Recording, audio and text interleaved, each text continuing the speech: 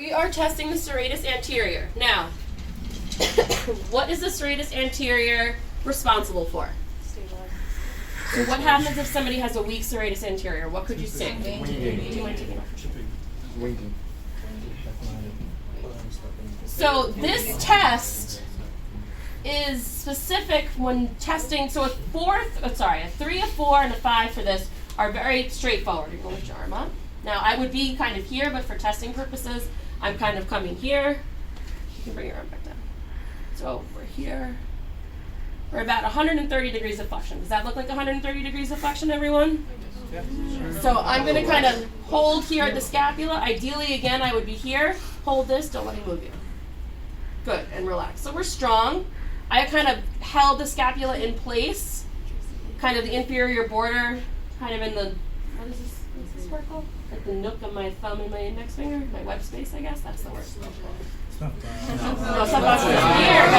Oh my gosh. So why I'm doing that is because so you're going to hold, so we're nice and strong. We're a 5. Now show me a 4. Ooh. Now a 3. Ooh. Okay. So now for a 2, a 1, or a 0, can you click for me? It's the same test position. Can you turn this way? But what we're going to see is movement here in this kind of scapular area. You're going to notice some scapular abduction and a little bit of upward rotation if he's a 2.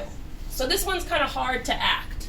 But you can kind of like rotate your scapula a little bit to kind of play into it as far as the acting skills. So lift your arm up. So do you kind of see what happened just then to his scapula? And bring your arm back down. Good. Do you see that? So this is kind of like the starting point of our inferior angle, and then come back up. And this is kind of where we end. So did you notice we kind of rotated? Do you see that? So that's a 2? No. So a 2, there would be movement. So you would see the patient's trying to, he wouldn't be able to do this to begin with for a 2. So he would just kind of like, again, and be like, oh, I felt the scapula move, but there was no motion at the arm. Okay? So then for a 1, you're palpating the serratus anterior while the arm is being supported in the test position. And he's trying to, yeah, there, good. Okay? Yes, good sounds. We have to get on the serratus anterior. You have to get on the scapula to kind of feel that. You feel the movement of the scapula there. So this one's kind of complicated. So let's go through it again. Test position is same for 2, 1, or a 0. It's the same position as for 3, 4, or 5. 3, 4, or 5, your patient's able to lift the arm up to 120 degrees. You cut the scapula and you resist. Ooh, beautiful, we're a 5. A 4, we give a little. A 3, we're unable to hold. 2, we're kind of watching the movement at the scapula for a little bit of that upward rotation or abduction.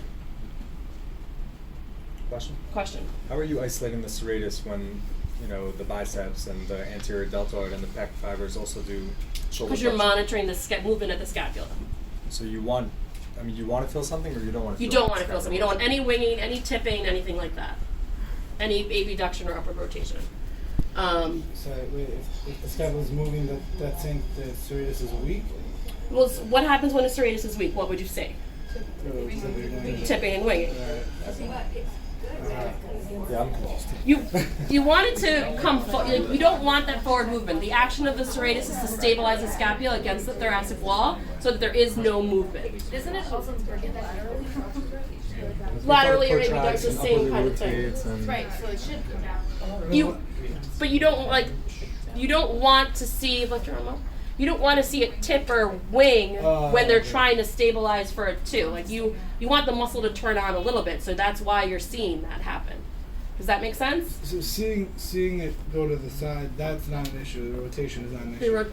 Seeing it tipping would be an issue. Like seeing it pop out. Correct.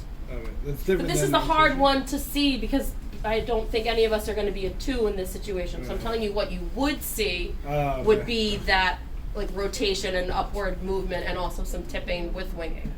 But starting position also is not necessarily going to be your resting state of the scapula, meaning when the patient's up in this position, it's already going to be out a little bit more. So the question is, when you're pressing down, is there more motion at the scapula or not? Yes, there would be more motion if there is weakness there. Okay. Yes.